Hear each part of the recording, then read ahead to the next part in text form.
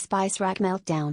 So last weekend, my roommate Greg decided he was finally going to get our apartment organized. You know the type, he read one Marie Kondo article and now he thinks he's the Dalai Lama of decluttering.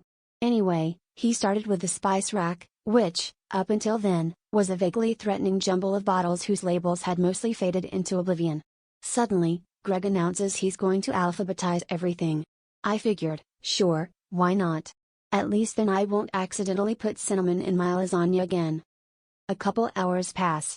I go out, run some errands, come back, and Greg is still at it, but now there are little sticky notes everywhere, A, C, D, F, and so on.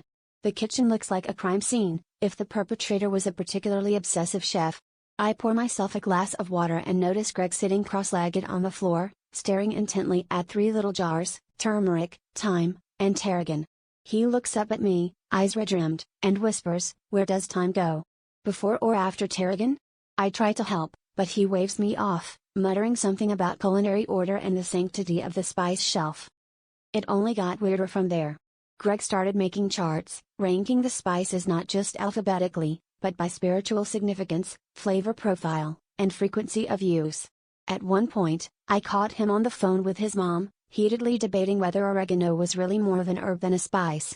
By the time I was making dinner, Greg had moved onto a whiteboard covered in arrows, Venn diagrams, and something that looked suspiciously like a family tree for basil.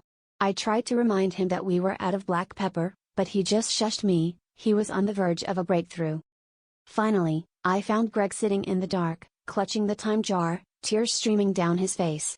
I asked him what was wrong. He looked up at me, utterly defeated, and said, I just ran out of patience.